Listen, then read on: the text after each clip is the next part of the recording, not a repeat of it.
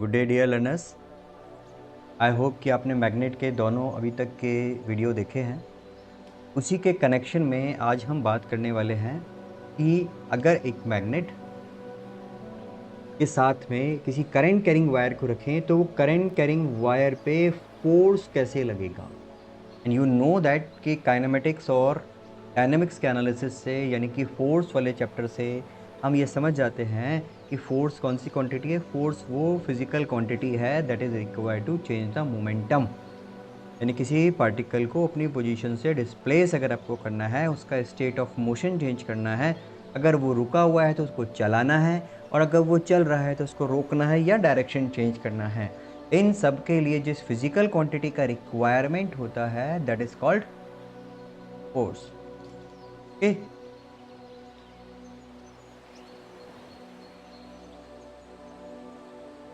Lorentz ने experiment से बताया कि अगर हम एक रॉड को, अगर हम मेटल रॉड को, एक मेटल रॉड है आपको जो दिख रही है यहाँ पर, अगर हम एक मेटल रॉड को किसी मैग्नेटिक फील्ड में रख दें, ये जो मैग्नेटिक फील्ड आपको दिख रहा है ये एक हॉर्स शू मैग्नेट है, और इस हॉर्स शू मैग्नेट का यहाँ पर डिटेलिंग है कि ये नॉर्थ और ये साउथ पोल है, और इसका कनेक्शन हमने कर रखा है क्रिएट करने के लिए किससे, एक सोर्स से, वोल्टेज सोर्स से, करंट सोर्स आप इसको बोल सकते हो। ठीक, मतलब कुल मिलाकर हमको एक मैग्नेटिक फील्ड चाहिए, एंड यू नो दैट कि magnetic field can be produced by current also, है ना, as well as by some bar magnet. तो ये जो बार मैग्नेट है, आप ऐसे मानो कि ये एक इलेक्ट्रोमैग्नेट भी हो सकता है। अगर हमने इसका इलेक्ट्रोमैग्नेटिज्म बनाया है तो ये ऐसा है, ये दोनों ही चीजें अपन एक साथ देख रहे हैं यहाँ पे। ये करंट का सोर्स हो गया, बैटरी लगी हुई है, तो ये जो आपको ये सिस्टम दिख रहा है ना यहाँ पर इस तरह से, ये एक आपको नॉर्थ और साउथ पोल पोलरिटी डेवलप करके देगा। अब अगर हम यहाँ पर इस वायर को देखें, ये इसी वाले वायर का, इसी मेटल रॉड का साइड व्यू है। आप किसी भी वायर को साइड से जब देखेंगे, किसी पैन को भी देखेंगे, तो वो आपको एक पॉइंटेड नजर आएगा, जस्ट एक पॉइंट। उसको साइड से देखेंगे तो पूरा का पूरा पैन दिखेगा, बट अगर उसका टॉप व्यू देखेंगे या बिल्कुल इस तरह का व्यू देखें जो मैग्नेट के साथ, कैमरे के साथ अलाइन होता हो, तो हमको क्या विजिबल होगा, हमको एक पॉइंट दिखेगा। तो यहाँ जो ये ड्रॉ कर रखा है ना, वो वही वाला है। ठीक है, इसके लिए अब हम यहाँ पर एक रूल यूज करेंगे जिसको अपन बोलते हैं Fleming's left hand rule. But हमें ये पता है कि इस पर एक फोर्स अप्लाई होगा। देखो फोर्स कैसे लग रहा है, अगर मैं इस रॉड को आगे पीछे मूव कर रहा हूँ तो आप इस फोर्स का डायरेक्शन देख सकते हैं। फोर्स का आपको यहाँ पे डायरेक्शन क्लियरली विजिबल हो रहा है। ये एक फोर्स लाइन है, ये जो ये आगे की तरफ पिंक कलर का आपको जो एरो दिख रहा है वो एक फोर्स का रिप्रेजेंटेशन है। बैटरी से करंट जैसे आ रहा है उससे नॉर्थ एंड साउथ मिल गया, और ये क्या है, एक रॉड, एक current carrying wire, F is equal to I B L, या मैग्नेटिक फील्ड, करंट और लेंथ। तो इस तरह से आपको इस वायर पर एक फोर्स मिलेगा। ठीक है, इसका फॉर्मूला है, इस फॉर्मूले का डिटेलिंग हम अपन और आगे की क्लासेस में करेंगे जैसे जैसे लेवल बढ़ेगा। अभी मैं बहुत बेसिक बात कर रहा हूँ। आपको पता है कि हमारा कोर्स जो है वो एक ग्रास लेवल से प्रो लेवल तक जाने का है, मतलब एक स्टार्टिंग से लेकर प्रो लेवल तक जाने का है। तो ये बिल्कुल बेसिक सी बात है, हमारे पास कोई फॉर्मूला नहीं है, आप ऐसे भी मान सकते हो। बट 10th क्लास के सीबीएसई बोर्ड में इसका एक फॉर्मूला दिया है कि ये फोर्स जो है वो मैग्नेटिक फील्ड की स्ट्रेंथ पे डिपेंड करता है। अगर यहाँ पे मैं इस मैग्नेटिक फील्ड की पोलरिटी को भी चेंज कर दूँ तो आप देखोगे कि फोर्स ने डायरेक्शन चेंज कर दिया। इसका एक सिंपल सा रूल आप याद रखें, FBI, अमेरिका का सीक्रेट एजेंसी जो है, फेडरल ब्यूरो ऑफ इन्वेस्टिगेशन, जैसे इंडिया में सेंट्रल ब्यूरो ऑफ इन्वेस्टिगेशन है, तो फोर्स लेफ्ट हैंड का thumb, magnetic field current carrying wire के लिए, और ये डायरेक्शन ऑफ करंट हो गया है। तो FBI ये आपको फोर्स की डायरेक्शन डिनोट करके दे देगा। ठीक है, कौन सा रूल है ये, लेफ्ट हैंड रूल। ये है लेफ्ट हैंड रूल, इससे पहले अपन ने राइट हैंड थंब रूल पढ़ा है, ये फ्लेमिंग्स लेफ्ट हैंड रूल है। ठीक है, ऐसे नहीं है कि इस रूल से अलावा हम मैग्नेटिक फोर्स का डायरेक्शन नहीं ढूंढ सकते, बट जो सिलेबस में है अपन खाली भी उसी की बात करेंगे। तो फ्लेमिंग्स लेफ्ट हैंड रूल्स क्या बताता है कि फोर्स का डायरेक्शन थंब, मैग्नेटिक फील्ड का डायरेक्शन, मैं इसको जैसे यहाँ पर पोलरिटी रिवर्ट कर देता हूँ ऐसे, ये पोलैरिटी हो गई, ये एफ बी, ये पोलैरिटी हो गई। ठीक है, फोर्स कहाँ लग रहा है, ऐसे, तो इसका मतलब इस वायर में करंट यूं आ रहा होगा इस तरफ, ऐसा करंट होगा। ठीक है, तो ये करंट का डायरेक्शन हो गया। अब आप बोलो कि इस फोर्स से हमें काम क्या है, बहुत ही अच्छा क्वेश्चन है, बट उसको जानने के लिए हमको क्या करना पड़ेगा, हमको एक मोटर का फंक्शन समझना पड़ेगा।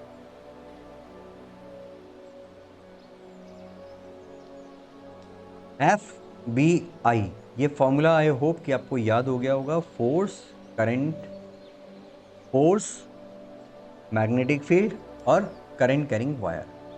इसका बहुत सिंपल सा एक प्रैक्टिकल एप्लीकेशन आता है जिसको हम बोलते हैं इलेक्ट्रिक मोटर या डीसी मोटर।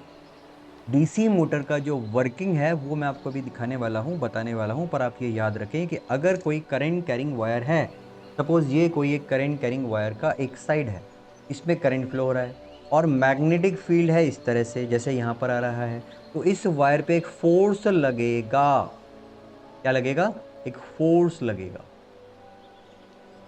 और उस फोर्स से ये रन होगा।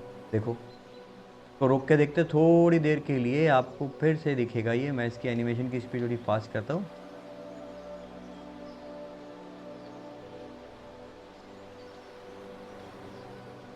आप इसके मैजिक को देखें, इसमें हो क्या रहा है ये देखें पहले।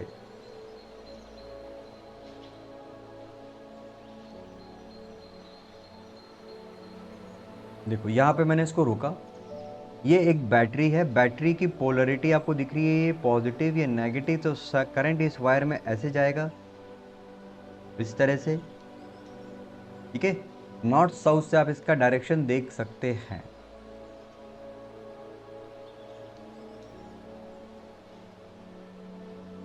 देखो, यहां से करंट इस तरह जा रहा है, इधर इस डायरेक्शन में। मैग्नेटिक फील्ड इस तरफ है, नॉर्थ टू साउथ, तो ये मैग्नेटिक फील्ड का डायरेक्शन हो गया, ये करंट का डायरेक्शन हो गया, ये करंट का डायरेक्शन हो गया, ये करंट का डायरेक्शन, तो ये डायरेक्शन किसका हो गया, फोर्स का डायरेक्शन। तो आप देख रहे हैं कि इस वाले लेंथ पर, इस लेंथ पर फोर्स कहाँ लगेगा, अप साइड, और इस पे कहाँ लग रहा है, डाउन साइड। ये दोनों ही करंट कैरिंग पार्ट हो गया। अब चूंकि इस पे लग रहा है अप और इस पे लग रहा है डाउन, तो आपको पता है कि अगर किसी बॉडी पर, सिस्टम पर आप ऐसे फोर्स लगाओ कि जिनका मैग्नीट्यूड सेम हो पर डायरेक्शन अपोजिट हो, तो वो उसको क्या करने की कोशिश करता है, rotate. This is the simple working principle of electric DC motor. Electric DC motor क्या काम करती है, पहले आप ये जानो कि what is motor. Motor is an electric device use to convert form of energy. ठीक है, कौन सा एनर्जी का फॉर्म चेंज करती है, ये इलेक्ट्रिकल एनर्जी को मैकेनिकल एनर्जी में कन्वर्ट करती है। कहाँ देखी होगी हमने, ये तो डीसी है, बट अगर आपने घर में पानी का पंप देखा है, टैंक के पास जो लगा होता है, उसको आप एक मोटर समझ सकते हो। मोटर क्या कर रही है, इलेक्ट्रिक सप्लाई आ रही है, पानी का नीचे जो टैंक है उससे उसका काम उसको ऊपर की तरफ सप्लाई करना है। बड़ी बिल्डिंग्स में, हाई स्टोरीज पे उसको सप्लाई करना है। जितनी ज़्यादा स्टोरी होगी, जितनी ज़्यादा फ्लोर्स होंगे, उतना ज़्यादा पावरफुल आपको मैग्नेट चाहिए होगा। और आप समझ सकते हैं वो मैग्नेट और या मैग्नेटिक फील्ड का फोर्स किससे बन रहा है। देखो यहाँ पर मेरे पास कुछ वेरिएशन वाले फैक्टर हैं, मैं आपको दिखाता हूँ। आप सिर्फ इसकी वर्किंग को समझे कि ये हो क्या रहा है। यहाँ पे दो चीज़ें आ रही हैं, एक है मैग्नेटिक फील्ड, इस मैग्नेटिक फील्ड की वैल्यू मैंने बढ़ा दी। देखो मैं इस मैग्नेटिक फील्ड को इंक्रीज कर रहा हूँ, तो आप देख सकते हैं इसके रोटेशन पर फर्क। उसके बाद मैं यहाँ पर चेंज कर रहा हूँ इसका आने वाला करंट सप्लाई, आप इसको देख सकते हैं करंट सप्लाई से फर्क। क्या डिफरेंस नोट करें आप, डिफरेंस देखने के लिए आपको एक्सट्रीम लोअर पे ले जाता हूँ। देखो मैं ये डिफरेंस दिखा, यस। तो एक इंडिविजुअल वायर के साइड में जो फोर्स एक्ट हो रहा है, that is I multiplied by magnetic field B multiplied by length of the wire. जितना बड़ा लेंथ है, रोटेट क्यों कर रहा है, क्योंकि इस पे लग रहा है अप और इस पे लग रहा है डाउन। तो अगर अप एंड डाउन फोर्स होगा तो ये चीज सिस्टम क्या करने लगेगा, रोटेट करने लगेगा। इसका प्योर मैथमेटिक्स वाला एनालिसिस हम नेक्स्ट क्लासेस यानी कि 12th क्लास के लिए छोड़ते हैं। यहाँ पर एक कपल एक्ट करता है। कपल हम बोलते हैं फोर्स का equal magnitude but direction opposite. एक और बड़ी मजेदार चीज है, अगर मैं इसमें मल्टीपल लूप्स बना लूं, देखो ऐसे, सिर्फ मैंने कॉइल्स में लूप बना दिए। आपने घर में जरूर मम्मी पापा या कहीं पे सुना होगा, कभी अगर मोटर में प्रॉब्लम हुई तो इसकी वायर जल गया, इसकी कॉइल जल गई, इसका आर्मेचर जल गया। वो आर्मेचर या कॉइल, ये जो कपलिंग है वो सारी क्या चीज़ है, ये कॉइलिंग है। इसमें कितने टर्न्स हैं, जनरली हमारे घर की मोटर में बहुत सारे टर्न्स होते हैं, हंड्रेड्स ऑफ टर्न्स होते हैं, तभी वो कॉइल इतनी स्मूथली काम कर पाती है। कभी शॉर्ट सर्किट होता है तो वो कॉइल ही बर्न होती है।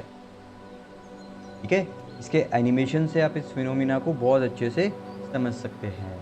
ये है डीसी मोटर। तो what is DC motor, just इसको रिकैप करें हम तो, DC motor is an device use to convert form of energy. It converts mechanical energy, electrical energy into mechanical energy. Ultimate output क्या दे रहा है ये, मैकेनिकल एनर्जी। कहाँ है इसका एप्लीकेशन, पानी का पंप मैंने बताया।